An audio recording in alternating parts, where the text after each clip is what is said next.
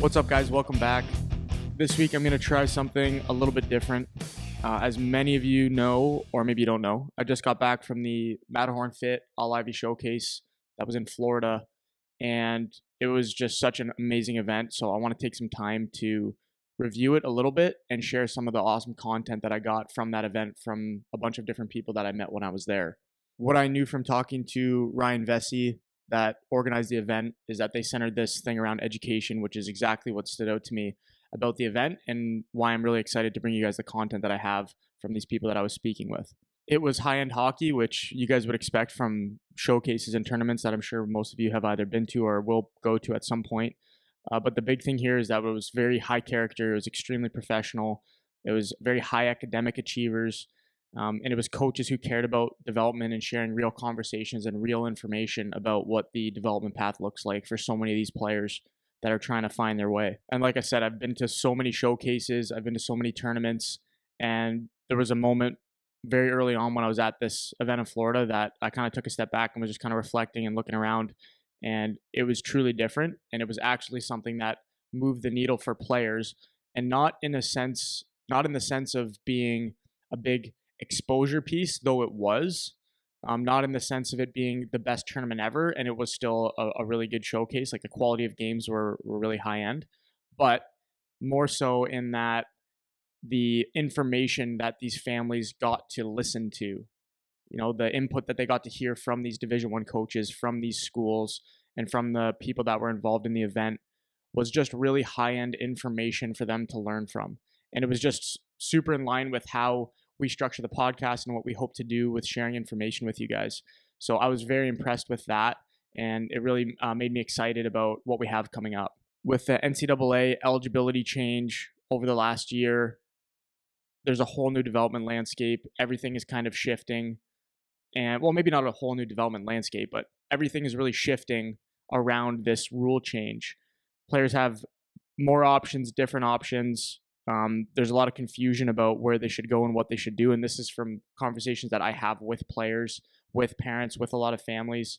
And both in the US and Canada, right across North America, they don't fully understand what's available to them, how to evaluate their options, what they should be doing and looking for.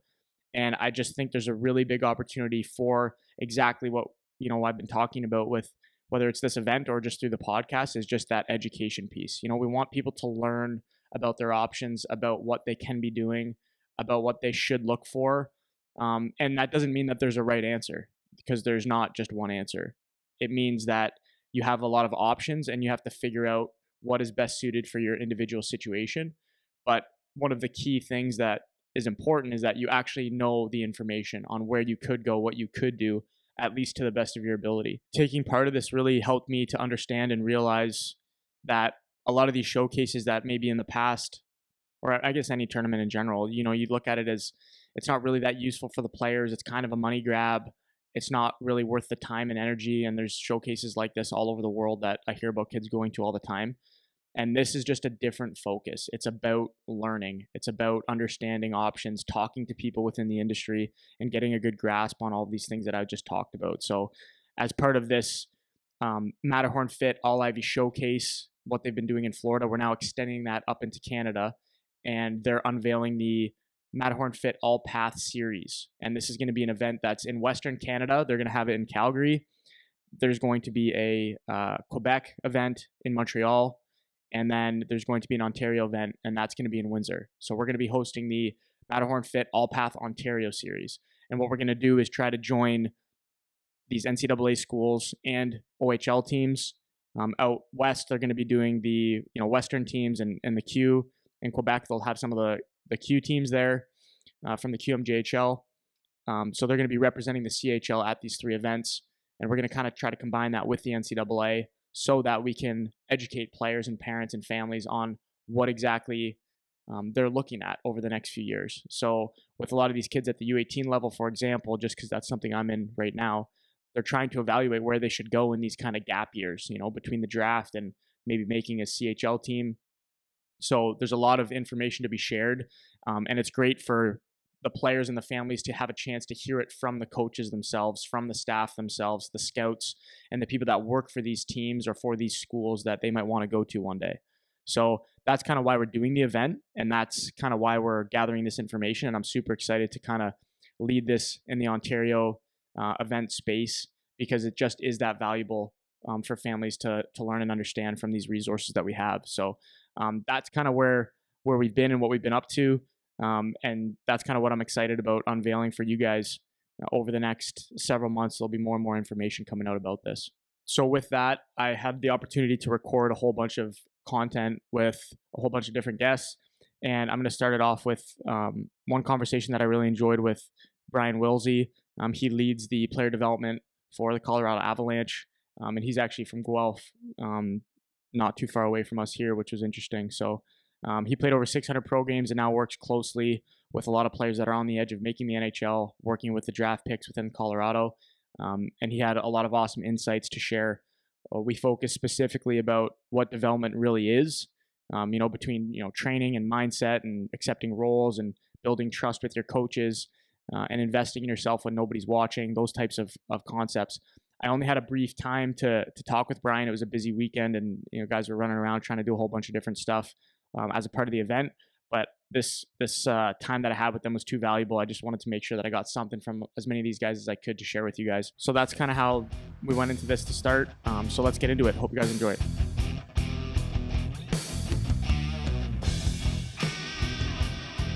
Okay, Brian, how you doing? Good. Thanks for sitting down to chat for a couple minutes. I know it's a busy day, a lot going on. I didn't realize you had the 2 boys here too. 2 boys here. That's kind of fun. Yeah. A 2-for-1 deal here. Yeah, absolutely. And I mean, it's not super busy for me. I'm watching hockey and talking to you. So yeah, in South Florida. So what are your thoughts? We were just chatting. You said it's your first time at the event here. So kind of what are your thoughts? First of all, what's your connection to Ryan or to the event generally? And then what are your thoughts basically on the event so far, as far as like maybe the scouting perspective, but also just kind of for the kids and seeing an event like this or being part of the showcase? Yeah, I'll do second question first because the Ryan one's easy. It's a great event. He's all in. Ryan and Katie do a great job. From the details, the emails coming out early, what you need, the process getting here, all of that is professional, so professional. And then just the event itself, the quality of play, the players that are here, the schools that are here watching, great eyes on the kids, great opportunity for them to perform, jam-packed with 2 games a day, the first 2. So you're getting 5 games in 3 days. And my boys, I got 2 boys here, super excited, nervous, but they, just the opportunity to have everybody in one place is great. Ryan, we played together in Europe in the KHL. I was on it was my second year in Europe, my second last year playing, 16th year pro. I had signed a 6-month deal, a shorter contract in Finland with TPS, who actually roundabout world, Mikko Rantanen, we were playing together there.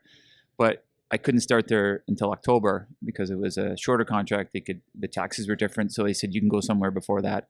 So I went to KHL to Zagreb, Croatia. It was an expansion team in the KHL, and we were all North Americans on the team, from Chichu to Matt Murley to Mark Popovic, Alan Tang, and Ryan Vesey. There you go. So Vess and I were teammates there for 2.5 months, August, September, October, and got to know each other then and just kind of stayed in contact. And actually, we have 2015 boys that are also hockey players that we're eventually going to try to line up and play some. That's awesome. Summer hockey together. So how did you lead into your role with Colorado now? So now you're working in player development. Correct. So how did that happen afterwards when you finished up your playing career? Got some good advice. I was super fortunate to play a long time. So I played 17 years, but I got some good advice from teammates and friends who had retired before me and just said, whatever you're thinking about doing, start down the path before you quit playing. Don't quit playing in April, May, and then decide to try to find a job in September. So player development was kind of just starting to become something for teams in 2010, 12, 13. I think maybe Tampa, Chicago, LA were some of the few teams that were starting to add that. Before that, it was like when I played, it was you'd get a workout program mailed to you in May. You'd come to training camp. No one would talk to you for a whole season, and then you get a workout program mailed to you in May, and that was player development. So now I started talking to some people I knew in different teams, and Colorado was a team that I had played for 2 different times and originally drafted by. So there's a guy named David Oliver who was running player development by himself. So he had I think he said he had 15, 16 draft picks that he was responsible for. And he was based in BC. So he's trying to see all these 15 draft picks play live, talk to them, and evaluate and project back to his managers to say, hey, this is a draft, this is a signee, this is not. So he's traveling all around North America and in the world, in fact. So he approached me about adding me to the staff, and I accepted right away. So it was myself and Brett Clark, a defenseman. I was with the forwards. Brett was the defenseman, and David was the director. So foot in the door in 2015, right after playing. That's awesome. So for you now, what does the job actually look like? You said you were traveling around quite a bit when we were chatting earlier, and what is the role of player development from an actual job standpoint? Like, what is your job as the guy that's in charge of player development? So I don't know the players before they're drafted by us. So draft day, I'm at the draft. I meet the player. We select them, meet them there, parents, agents, and really it's relationship based. Start a relationship with a player, build up trust. I'm not their agent, their manager, their coach, their dad. All I want to do is mentor them, develop them, build them up to be professional hockey players. My goal is to get them to Ball Arena to play for the Avalanche, whether they're playing for the Oshawa Generals or Boston College or Modo. I'm evaluating them, projecting them, finding their areas of weakness, giving them every tool they can to try to not only make the NHL, but be an impact player for us. And at the same time, doing that as quick as we can. So before the rules all changed, it was a junior player. I had 2 years to work with him. So I dive into what are you doing in the summer, where are you training, who are you training with, sports psychology, nutrition, all of those things, and then create a relationship with their junior team. So he's playing for the Guelph Storm. I would be with the coaches, talking to the coaches, practice habits, what do you do at home, off ice habits, all of those things. So really digging into their lives on ice, off ice, developing them, at the same time reporting back to my bosses in Colorado on where this player stands. Colleges were 4 years. We had 4 years to work with them. So maybe if it's a freshman, you'd get in to see him play before Christmas, after Christmas, or if it's a junior, we're pushing to sign, then you're in there quite a bit more and getting him ready for pro hockey. Hey, this is great. You did great. You had 2 goals on Friday night, but those things you're doing away from the puck, that doesn't work in pro hockey. These are the things we need to work on. So there's that aspect of it. Video has taken a big step in stat, huddle, those kind of things. We make use of those. So we'll get video clips together. And if he's in Spokane, Washington, hey, let's chat Wednesday night and we'll go over shifts together. And, these are things are great that I see in your game, but these are habits, details that we need if you're going to play for Colorado, whether it's our American League team to start with the Eagles and then eventually the Avalanche. So it really is relationship based. I'm treating these boys like my sons, that, all I want to do is get them to the NHL and answer questions, criticize at times, praise, whatever it may be, just trying to build that player up to make it. Cool. So it's actually you're very involved with those players that are drafted to Colorado. So is it just the draft picks that you're involved with? Because I know you said you spent a lot of time with the American League team. So are you focusing with those drafted kids specifically, or is it like the full farm of players that you could potentially bring up to Colorado? Yeah, we have our prospects, and with Colorado, we're probably different than, say, Utah or Montreal. So this year we were 12, 14 unsigned draft choices out there, whereas those teams, because of the draft picks they'd have closer to 30. So they're weeding through more. But so we have those numbers. But then with Colorado Eagles, our American League team, like those American League coaches, I think are very vital in our organization. Those are pro hockey players are getting, but they're just trying to get those last few habits and steps to get them to full-time NHLers. So we work a lot with them. I live in Guelph, Ontario, so I come in once or twice a month with the American Hockey League team. We have Andrew Cogliano, who's in Denver, who goes up the road to them. But really working with them, we have an extra skills coach that goes out with that team, skating coaches that goes out with the Eagles with those prospects, and just trying to get that last bit of 5-10% out of those players to get them that next level. That American League team, we're building a team to try to win a Calder Cup, but at the same time, we're trying to build prospects that can help us win a Stanley Cup. So there's two parts to the job. There's the prospects in the field, and then there's the minor league guys as well. So, like, kind of bringing it back down, because a lot of the players that we talk to are kind of these types of kids and kids that are going off to college or early in their junior career or whatever.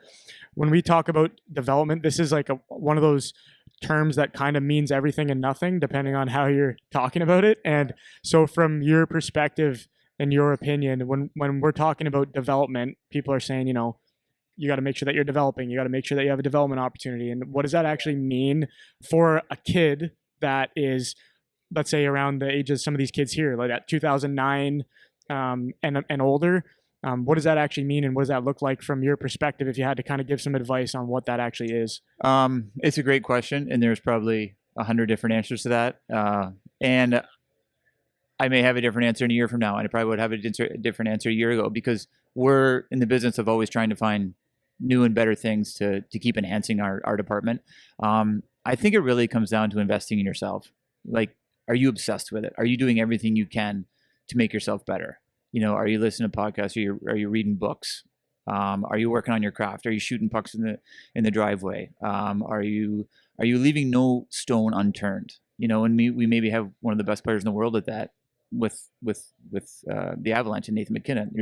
He's as good as he is, but he's always looking for new things to get better, and that's what we're challenging these kids with. But someone out there that you're competing with is doing something today to get better. So are you doing everything you can nutrition wise, strength training wise, on ice, off ice, you know, and then to a certain extent, are you recognizing that, hey, maybe I need to take a step back. I'm getting too far down this, you know, there's a mental health aspect to it as well. So totally obsessed with it and leaving no stone unturned to get yourself better. You know, really investing in yourself. Those are two of the things that we're, you know, we get the kids that come to us, and then they're also, you know, willing to listen. And when we find areas of improvement, saying these things don't work for you, these are the things you need to change, then they're willing to, you know, they're accepting of those things, because it really comes down to role acceptance too. You were a scorer in junior, and well, our half wall's taken care of in Colorado. So is the guy running the point. So these are things that you can work on to better your game, to round out your game, to become a complete player, you know, to make pro hockey, and then get your foot in the door and then extend your career that way. Yeah. So if you're looking at let's say a player coming out of whatever junior and they have a specific role, are you typically developing that player to take that role and translate that exact role to the next level, playing in your American League or playing with Colorado? Or do you find that a lot of times it's, okay, this player has this tool set, but I need to maybe adapt a little bit of this into their game so that it'll translate better? Like, what's kind of the strategy when you're looking at a player? Does it kind of depend on who the player is? I think it depends on the player. It also depends on the skill set. By no means would we ever want to say, hey, that's great, but stop doing that. You know, like you're really good at that, but we want to round it out, make it complete, because at the end of the day, it's trust, right? When that head coach is looking down and he sees a name and number, who's he trusting to put out there? You know, sure, there's a good chance you're going to score, but are you going to get the puck out? You know, if he can't trust you in the D zone, then you can't play you. So if you have poor forecheck habits, if every time you're going in there, you're getting a hit, but the guy's breaking out and it's just down and back, then you can't really trust to put you out there. So those habits are non-negotiable for us. We have to teach them to be fully trustworthy. And I'm talking specifically maybe about forwards right now. So if you can build those habits into your game and you're a goal scorer already, then you're just increasing your chances to not only make the NHL, but stay there. Because as hard as it is to get there, it's even harder to stay there. You know, we tell our young guys, when you get that opportunity, you have to have your best game 9 out of 10 times. You know, there's other times where you can have a couple bad games in a row, but if you had 2 bad games in a row as a young guy, then you're probably going back down. So there's that, the line is that thin. So to answer your question, you know, we want to enhance the skills they have, but really round out the rest of the game. There's not many one-dimensional players. So what do you notice if you had to compare the models? Because Colorado, you can get a pick from Sweden, you can get a pick from the OHL, you can get a pick from NCAA, maybe not NCAA quite, but someone coming out of college. You have all these different prospects. What do you notice, if anything, and like kind of or are there any patterns that you notice between those different development models of maybe what players have or don't have? Or do you have even maybe like a preference of like this type of player feels more complete versus that type of player? Well, I think traditionally you would get a more complete player coming out of a college because they're older. Mm. You know, Right. you'd see that the 20-year-olds, and I'm a prime example. I turned pro at 20 years old, and I struggled in the American Hockey League. And we see 20-year-olds come from the CHL into the American Hockey League, and it's a battle for them. It's really tough. But those college kids that are coming to the American Hockey League at 23 or 24, you know, you're really not hitting. Yeah, that makes sense. Yeah, you're really not hitting your prime and your physical maturity until 23 or 24. Like we call it nipples to knees, like that core strength is the sturdiness. Sturdiness is a word we use a lot. That just needs to build up. What about like skill sets? So like in my head, for example, I go to somebody coming from a European system, let's say, typically associated like very smooth skater, like maybe a higher skill, whatever.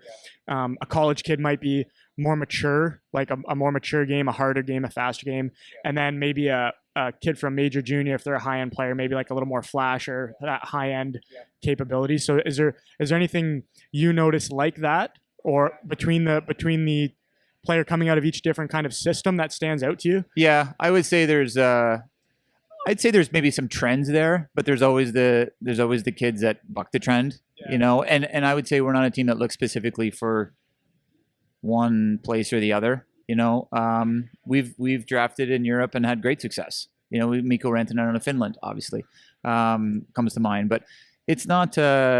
We don't gear towards one place or the other. Russia, we've had success there too. Recently, we just took 2 Russian goalies. So we're not specific to one league or the other. But I do think that I see your point in the call. I mean, college is so skilled now too, right? They are coming out stronger and sturdier, but there's so many skilled players coming out of college. And now it'll just be, you know, now seeing where the kids are going to go, and the kids that are here, the 07s, 09s, like what are the choices before they get to college or junior, like where are they going to play? But I think that, you know, to kind of put a bow on that is all the kids are getting so skilled. All the kids are good skaters, you know, so what are the things that separate you? You know, compete is a word we throw around a lot. That's getting, you know, non-negotiable. You have to have that compete, but really what you look for is like who can make plays under pressure, whether maybe you're a stay-at-home defenseman, but can you make that play with a guy in your back? You know, if you're a winger and you're getting pinched on, can you still make that play? You're watching the NHL playoffs now. It's the teams that make the most plays, and they don't have to be the glorious plays that get on the highlight reel. It's just the little plays around the ice. Can you make plays consistently under pressure? And if you can do that, that's how you get noticed. That's how you keep moving up. And, you know, or when it fails, what do you do after? You guys talk about that a lot, like what happens after fail plays. But we want players who can consistently make plays and make plays under pressure. When time and space is constricted, as it does each level, from juniors to college to the American League to the NHL, less and less time. If you can continue to make those plays under high pressure, and especially at this time of year when they're playing in playoffs, that's the players NHL teams want. Yeah, for sure. Well, so maybe kind of last question to wrap it up.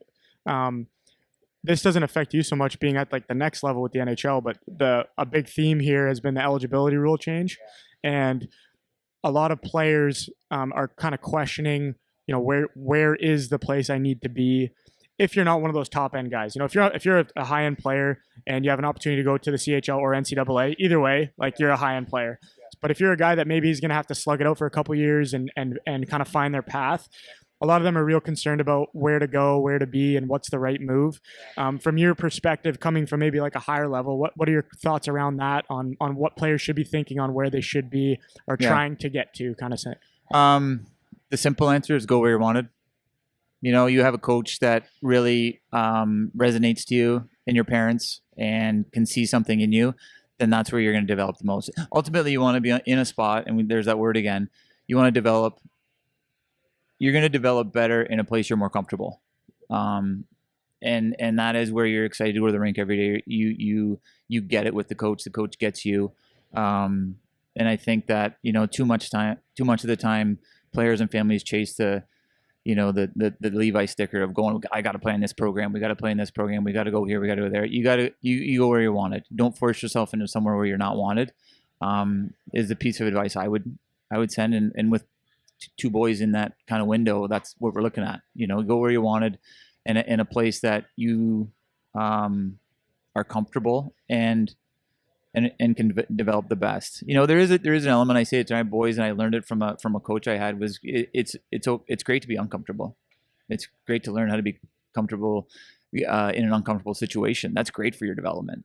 But at the same time, if you're excited to go to the rink every day, you're in a spot where you're getting a lot of touches, you're making a lot of plays, you're amongst peers that that push you, that you can push, and that's where you're going to be good at getting better. Those are the places to be. Yeah, awesome, man. Well, on that note, I feel like I could talk to you for another 3 hours about this stuff. But same time tomorrow.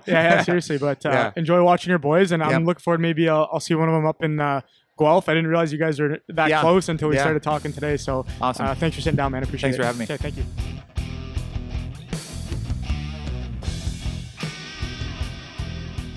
Okay, so that was Brian Willsie, again from Colorado Avalanche, works in player development, and there's so much to take from that, brief period. Like I said in the conversation there, I felt like I could talk to Brian for another 3 hours, and we were barely scratching the surface. But you get a guy like that can share some valuable insights, that's been there and been through it, and you don't want to pass that up. So hopefully you guys found that valuable.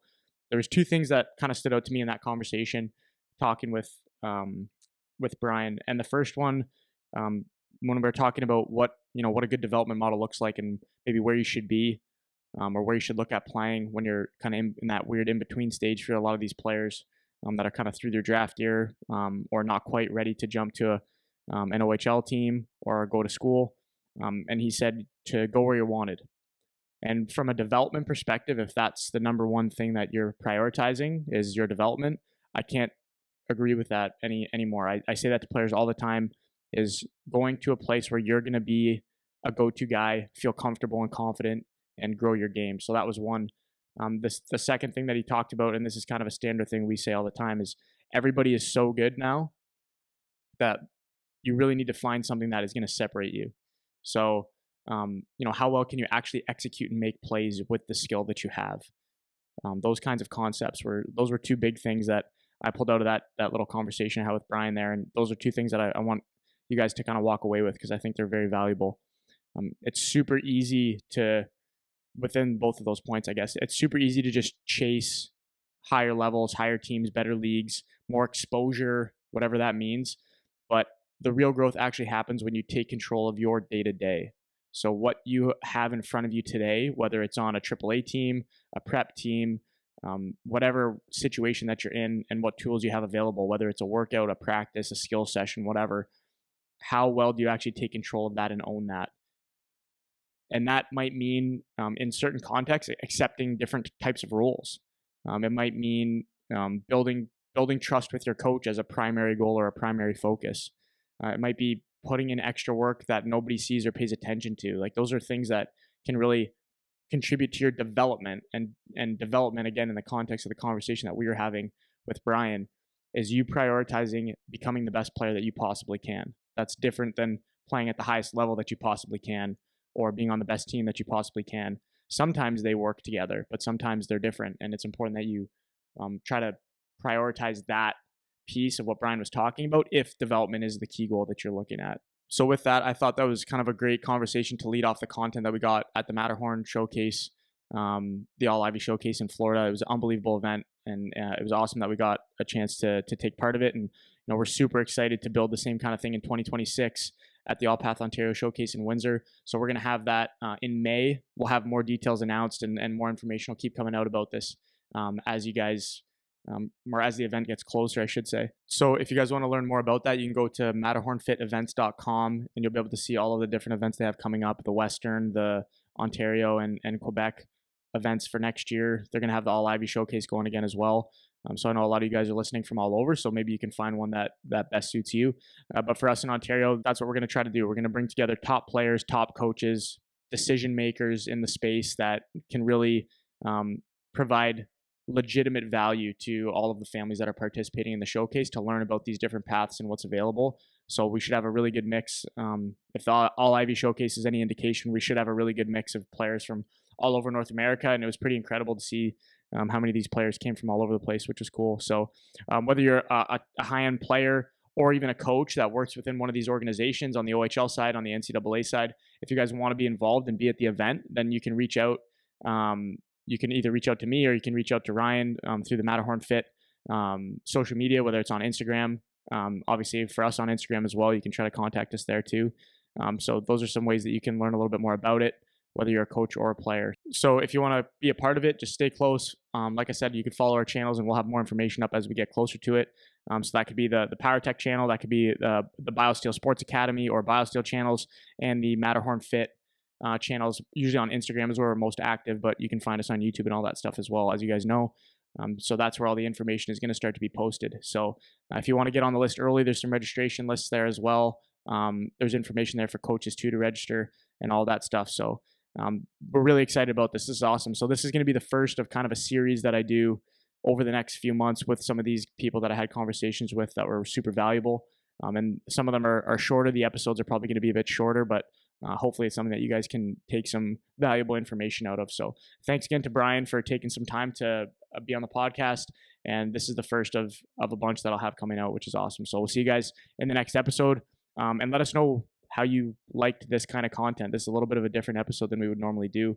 So I'd be curious to hear your thoughts. It's a little different and weird that I'm just talking to this camera here, but hopefully it was something that you guys got some value out of. So thanks again for listening, and we'll see you guys next week.